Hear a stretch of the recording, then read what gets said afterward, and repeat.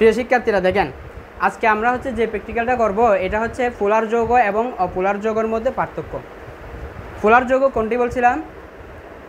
পানি। এবং অপোলার যৌগ হচ্ছে ভেজিটেবল অয়েল। আমার সামনে এখানে একটি গ্লাসে পানি আছে এবং আরেকটি গ্লাসে ভেজিটেবল অয়েল আছে। আমরা এখন দেখব যে পোলার যৌগ যেটি পানি আছে ওই পানির মধ্যে লবণ দিলে কি ঘটনা ঘটে। সিয়াম, আমরা এখন কি দিচ্ছি বলেন তো? এই লবণটা প্রথমে কোথায় দিচ্ছি? পানিতে দিচ্ছি। হ্যাঁ, পানির মধ্যে লবণ দিলে হচ্ছে এই লবণটা দেখা যাচ্ছে কি হয়ে যাচ্ছে, বিলীন হয়ে যাচ্ছে, দ্রবীভূত হয়ে যাচ্ছে না। কারণ পানি হচ্ছে ভালো মানের একটা দ্রাবক, যে কোনো দ্রবকে সে কী করে ফেলে, দ্রবীভূত করে ফেলতে পারে। বোঝা গেছে? আর দেখা যাচ্ছে এখানে লবণটা লবণাক্ত পানি হয়ে গেছে, রাইট? একই লবণ যখন আমরা ভেজিটেবল অয়েলে দিব,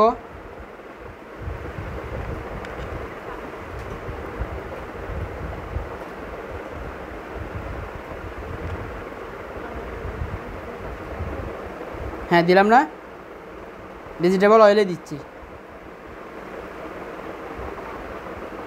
দেখেন তো শ্যাম, লক্ষ্য আপনারা দেখতেছেন কি হচ্ছে? পানির মধ্যে যখন দিছিলাম দেখেন পানিটা একদম স্বচ্ছ হয়ে গেছে, যে লবণটা উধাও হয়ে গেছে, যে দ্রবীভূত হয়ে গেছে। ঠিক আছে, এখন এটা লবণাক্ত পানি হয়ে গেছে।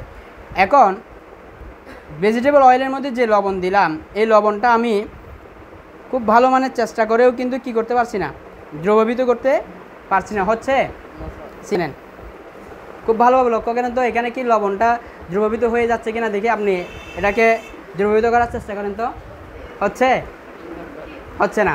তাহলে এই যে দেখেন এখানে লবণটা দ্রবীভূত হচ্ছে না, কিন্তু পানিতে দ্রবীভূত হয়ে গেছে। এটা কি কারণে হয়েছে বলেন তো? ভেজিটেবল অয়েলটা অপোলার যৌগ, এটা পোলার যৌগ হওয়ার কারণে লবণকে কী করে ফেলছে, দ্রবীভূত করে ফেলছে।